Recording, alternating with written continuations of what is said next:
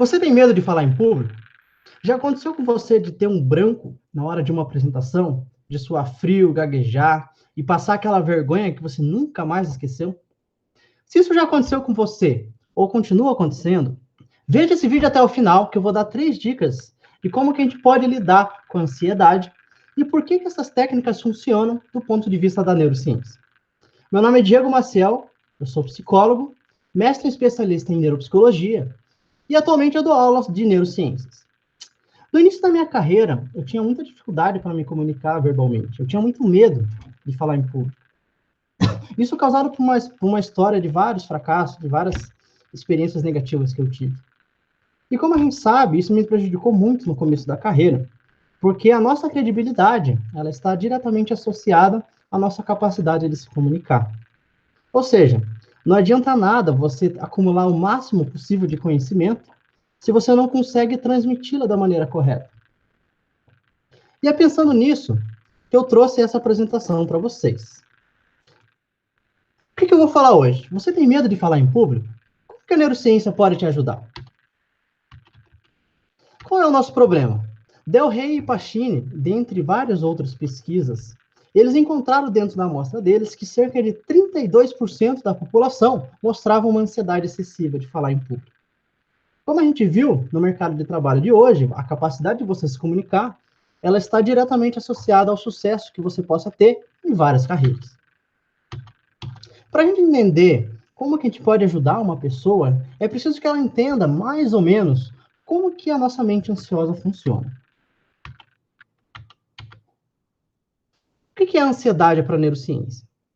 A ansiedade ela é definida como um estado fisiológico normal que antecipa ameaças reais ou imaginárias e adapta o organismo para a formação de resposta de luta ou fuga, a fim de promover a sobrevivência e segurança do indivíduo. Como que a ansiedade evoluiu e qual que é a utilidade que ela tem na nossa sobrevivência? Imagine que nós somos os nossos antepassados, estamos andando pela savana e, de repente, nós identificamos um estímulo que pode ser um leão. Perceba que ele pode ser um leão verdadeiro, assim como pode ser um engano na minha cabeça. Eu posso ter interpretado erroneamente um estímulo do ambiente.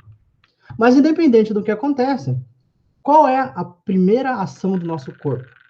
Ele vai ter todas as alterações do sistema nervoso simpático, que eu vou apresentar para vocês, mas anteriormente, a sua mente, perceba que ela vai ficar absolutamente focada na possível ameaça. E a gente precisa que focar na ameaça, porque é graças a isso que a gente esquece todas as nossas outras coisas e foca naquilo que é realmente importante naquele momento.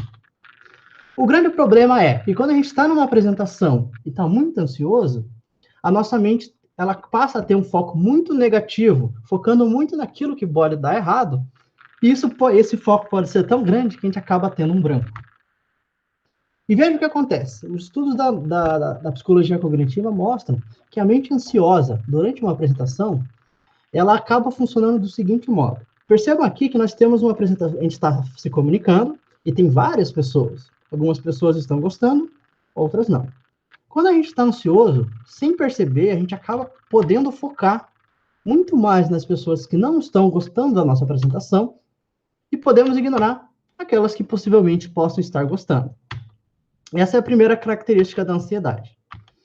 Além disso, uma vez que a gente esteja muito ansioso, o nosso corpo vai acionar o sistema simpático que vai nos preparar para lidar com as ameaças.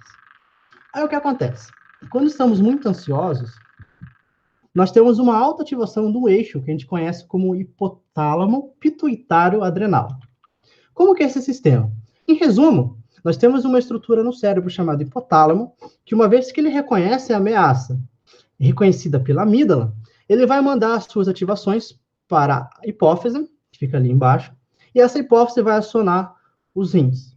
Essas glândulas renais, elas vão liberar na corrente sanguínea o hormônio associado ao estresse, que é o cortisol.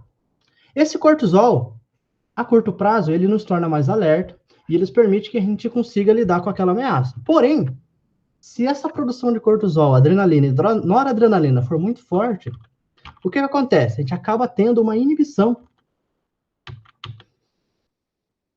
A gente acaba tendo uma inibição do sistema do hipocampo e da memória de trabalho. Isso faz e explicaria, em grande parte, por que a gente tem essa experiência de branco na situação. Outra coisa que acontece é que essa situação de medo ela vai ativar o sistema simpático. Esse sistema simpático ele controla vários aspectos que a gente não tem controle voluntário, entre elas a respiração. Perceba que quando a gente está ansioso, a gente vai emitir exatamente os comportamentos que estão descritos aqui. A nossa pupila vai estar dilatada, a nossa respiração vai estar acelerada, o nosso coração vai estar acelerado, nós podemos suar frio, e nós podemos também inibir a nossa digestão. Por isso que algumas pessoas experienciam a vontade de ir no banheiro, por exemplo. Esse detalhe ele vai ser importante para que a gente possa entender uma das técnicas que eu vou descrever agora. Tendo em vista essa situação de como que o cérebro e o corpo funcionam quando nós estamos ansiosos, uma das técnicas mais simples que nós temos é justamente de prestar atenção na respiração.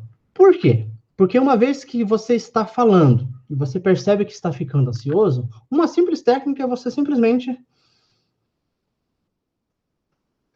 fazer uma respiração diafragmática e a partir disso você consegue retomar o seu raciocínio. Por que isso funciona?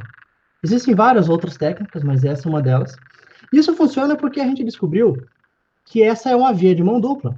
Ao mesmo tempo que uma vez que a gente está ansioso, nós podemos acionar a respiração acelerada, se a gente conseguir controlar intencionalmente a respiração, a gente consegue controlar o nosso nível de ansiedade, tanto do ponto de vista psicológico, quanto do ponto de vista biológico.